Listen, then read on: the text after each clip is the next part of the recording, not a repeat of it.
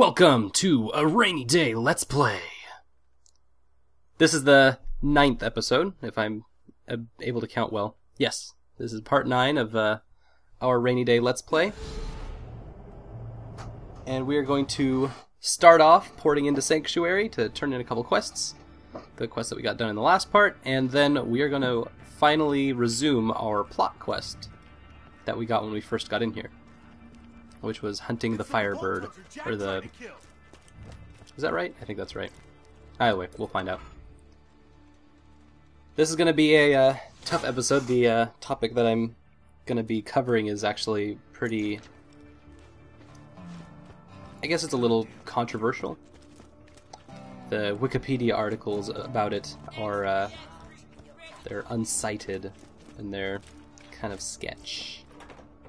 It's not a very PC argument. But it's very interesting because of where games lie in it and where Borderlands lies in it. I was supposed to be studying the effects of these E-Tech guns on bandits. Right now it looks like if you shoot them a lot, they die. Oh, did I mention I don't have a medical license? Zed, the professional that we always need. Oh, Surfate darts. So, dart guns are funky pistols, we're going to find out. They don't fire the right way. You shoot something, and then after like half a second or a half step, then they explode on the person. So it's kind of a weird thing. They also have some, like, I think this one has like some lock-on stuff, or some little gadgets and gizmos on top of it that help it out or hinder it or whatever have you. Bounces off walls, crazy stuff. Anyway, we'll fast travel to Three Horns and then we'll chit-chat. So, the topic I'm talking about today is militarism in games, which is a whole bunch of loaded things all at once. Militarism is the idea that the solution to problems can be solved by a military. And that's something that's very prophesized in games a lot. At least in some games, and I'm going to be very, very, very controlled about how I talk about this. First things first, militarism does not have anything necessarily... It's a philosophy and doesn't have anything to do with the people of the military, which is something that I'm very supportive of, and is something that many people should be supportive of, is the troops. And so it can be hard to separate the idea of militarism and of war with those who serve in that practices. It would be like saying, oh, you hate video games, so you must hate me because I'm a video game person, or I'm a gamer, which that is not necessarily the same thing.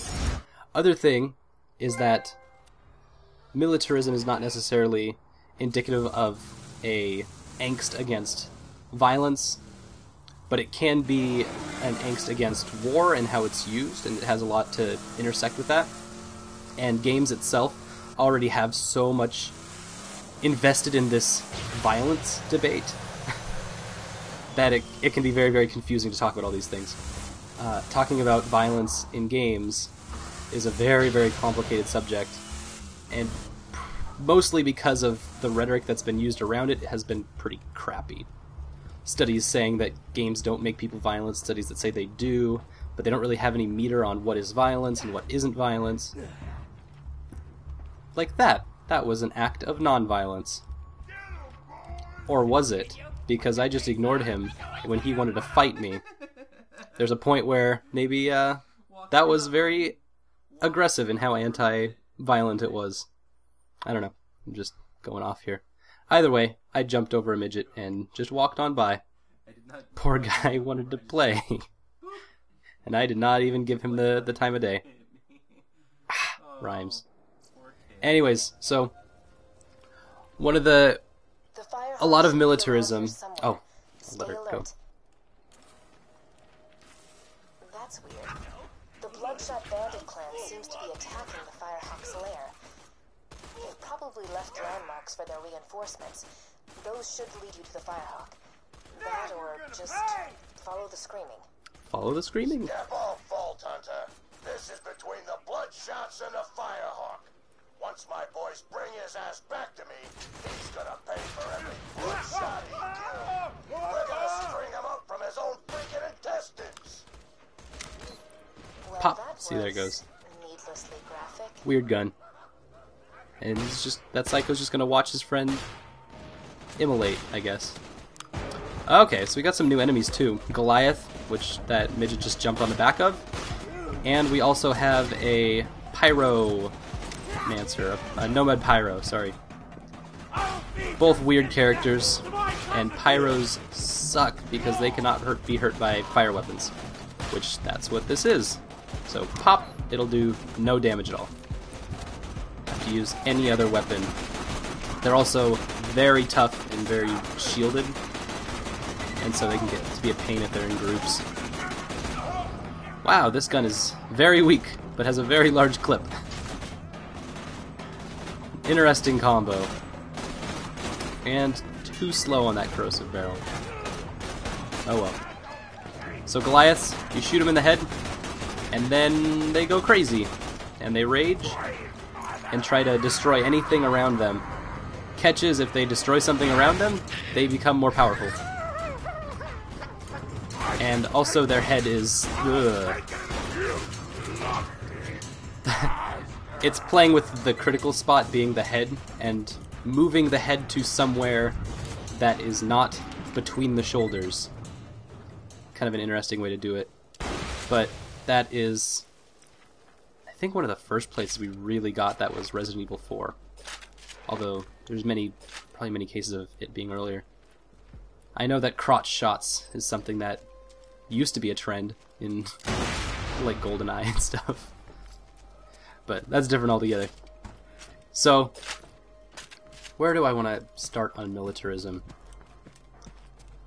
The history, to talk about militarism is to talk about history. The Firehawk has harassed the Bloodshots for some time, but they have never mounted such a large-scale assault on the Firehawk before.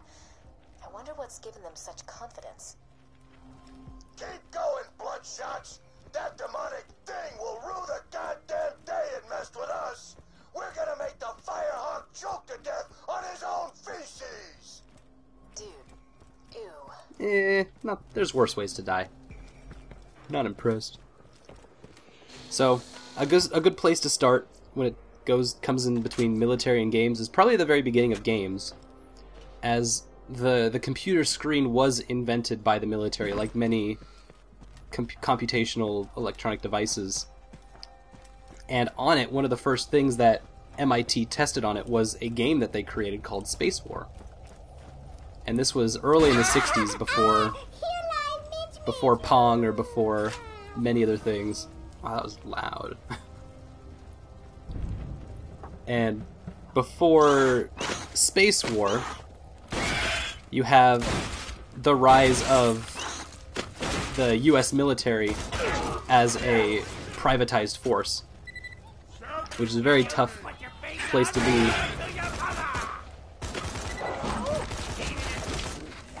And so when you fast forward to today, we start with, we go from Space War to asteroids to Doom to shooters, and violence is something that is very inherent with games and is very very special. So now we have a game like Borderlands 2, which is all about first-person shooting and what that means, and kind of exploring that, but it's not necessarily about war or about militarism or anything. And that's something that separates a lot of first-person shooters from Call of Duty Modern Warfare, which... Oh, see? Goliath got the kill and souped up. Weird stuff. Ooh.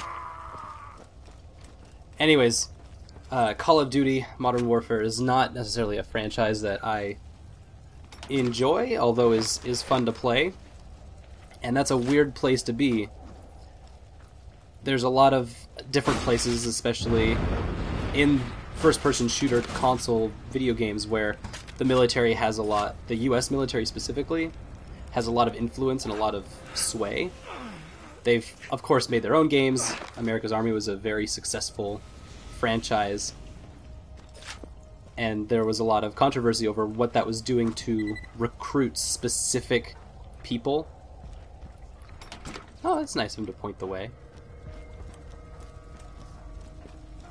But Modern Warfare not only became a big success, but became the counting like it was the greatest thing to ever come out of video games. From a business sense, from a gamer sense, from so many different places. And it came out, I want to say, the series itself came out 5-6 years while being in the middle of a war. And so it comes from a very inspired place. The Firehawks got rolling, huh? You know, I heard the Firehawk liquefies bandits and drinks them like fudge smoothies. But yeah, I'm sure your bandit pal Roland's just fine. Of course, if Roland hadn't been such a dumbass in the first place, he would... Whoops! Almost spilled the secrets. Oh, I forgot that Handsome Jack is holding a secret from us about Roland, apparently. Ooh, this is not a lucky encounter at all. Oh, badass psychos. They're so much easier when you have a shotgun. Cool, level up. So, the Call of Duty franchise has been in a very inspired place that gained a lot of success, but one of the most problematic things about it is that, unlike many other mediums that have their own ways of depicting war and depicting states of countries at war, you have like great movies like Full Metal Jacket or Apocalypse Now or even Predator, and then you have great art pieces and books that depict war as a last resort or as something that is to be proud of, but also to fear as its depictions. Rescue Roland from this Firehawk guy, the Crimson Raiders ain't exactly along for this world. You know what? I think you deserve a little hint. My secret involves your pathetic resistance dying, and me laughing. A lot. So, Modern Warfare instead celebrates that in a way that can be considered dangerous just as its topic. This isn't anything about the multiplayer or the gameplay itself, or whether it's even a good or a bad game, but just what some of the ideas in it represent. And it essentially, more than any other game franchise, specifically celebrates U.S. military conquest, which is kind of scary when you think about it. Other games, we can bring this to other games. Borderlands 2 is, for one, is completely, I guess the word I want to use is distinct, or shies away from it in a completely different way. But things that are closer to the Call of Duty series, the Call of Duty series would be like Gears of War, would be like Halo, which does feature American-esque militaries, but it kind of hides away from, by using sci-fi settings. It gives there to be a, oh god, I can't even remember the name. It basically makes it less obvious what the ideas is, and it allows the player to focus more on the ideas of heroism, ideas of nobility of one's own actions. The other way that shooters have taken it in the past before Modern Warfare, especially in the Call of Duty series and in Medal of Honor series, is going historical, which takes a level away from the reality of what war is or what it can be and what it represents in the modern era.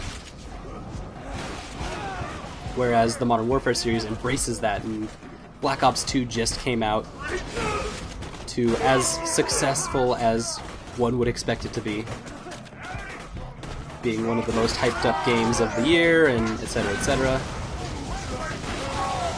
But it's tough to separate that from how successfully thought of war is now, and that's probably the scariest part of the extension of this argument, is that games are... It's not that games are promoting violence, because that would be absolutely ridiculous, or that people are becoming violent because of it, but games have this way that they support or deny ideas, like BioShock and how it critiques against randomism is a very obtuse, very like in-your-face critique. Modern Warfare is much more subtle about how it's saying, go, go, US military, go. But it does it in a variety of ways. Especially when how it picks its targets. Whether that be Russia, or whether that be... I think if I'm not mistaken, the third one's like Bad Company, British guy, evil dude. Hideout. Be careful, friend. There are bound to be traps everywhere. Trapped. Wow, that did no damage. Oh, cycles are tough. See? Traps. Don't let that happen to you. And so we have there's a responsibility, I guess, to where gamers and where games present themselves. And what Modern Warfare has done as a series is basically tell the mainstream ideas that this is what games represent, this is what they can do. So as much as there's a part of the Modern Warfare series and a lot of video games that is about the glorification of war, but I think there's a little more to it than that, because there's parts of war that are maybe necessary to protect one's ideals, or in some cases push ideals in a specific direction.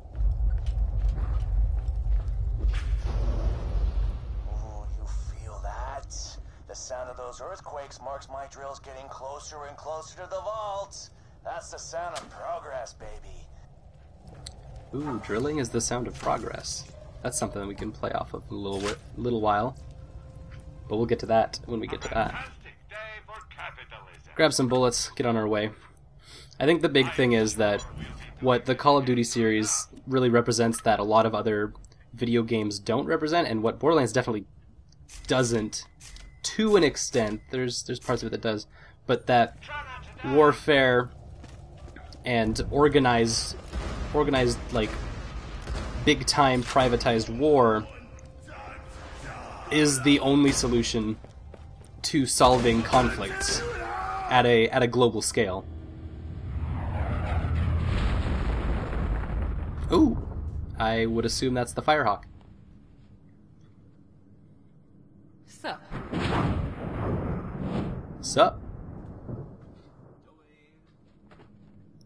How you doing? So if you've seen Borderlands, the original Borderlands, and played through that, that was a big deal. If not, in line so Roland can focus on taking down Jack. Anyway, long story, lots of internal bleeding. if you hadn't played the original Borderlands, you would be wondering why we're not fighting right now. Because it's very rare when you just run into someone and don't immediately choose to kill them. Need a pick-me-up.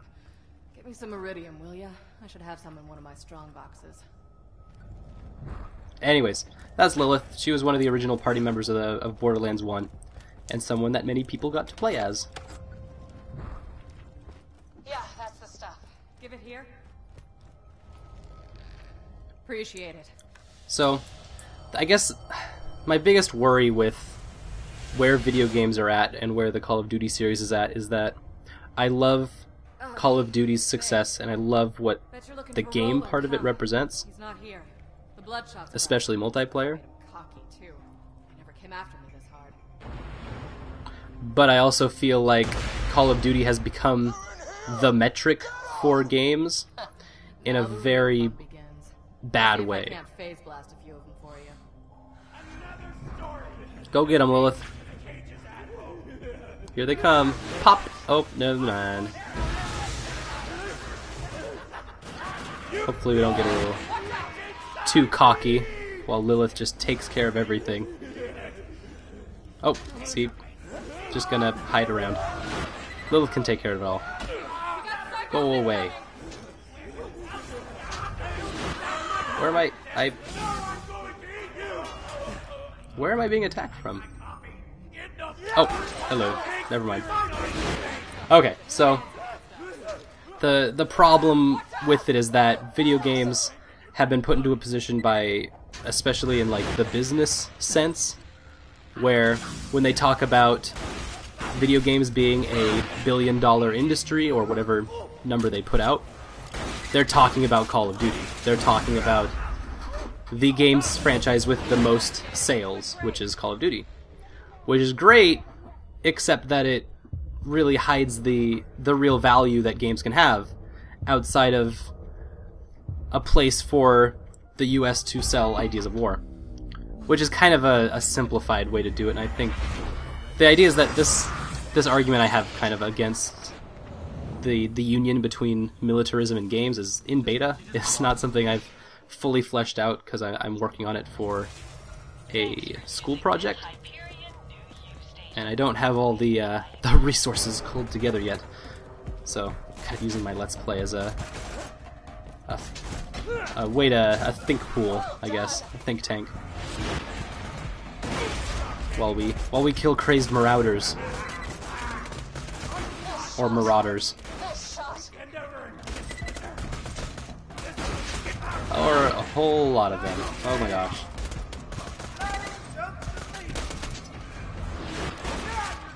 They just keep coming. Where do they come from?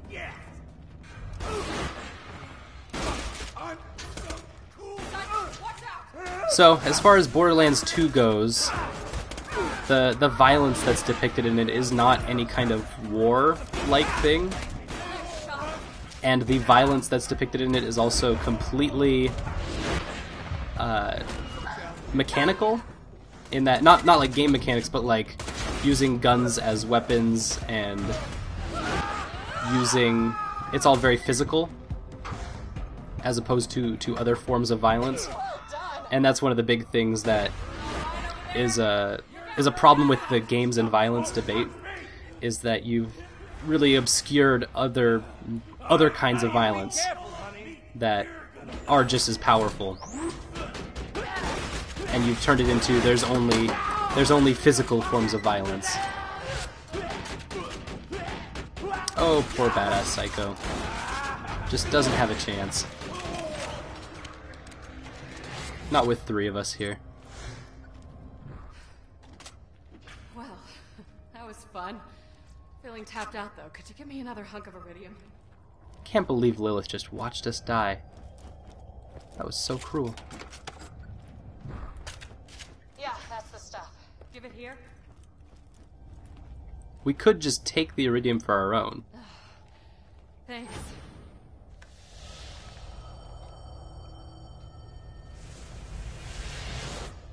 Apparently her health bar is low or something, although it never changes, so... Yeah.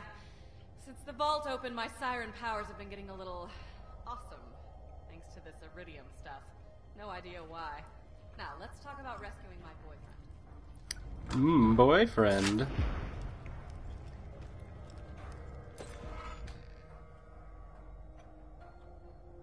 Well, ex-boyfriend. Ah. Roland and Lilith hooking up? Sounds like a fan fiction. And I'm writing it right now. You have to find him. I gotta head back to Sanctuary, keep the city in one piece while Roland's away. But first, I'm gonna teleport you into the Bloodshot stronghold. That's where they're keeping Roland. You'll catch him by surprise and have a real advantage. It'll be great. Hold still. Alright, let's go. Magical crazy ride. I just moved you like 10 feet, didn't I? That was like 10 feet. Still getting used to this. Reminds me though, Bloodshot Stronghold is full of real tough customers. You might want to train a bit before you take them on. You're doing good out there, by the way. Keep it up. So, militarism in games, big topic, and something that I definitely can't cover in just a short Let's Play in this weird format that I do to cover things.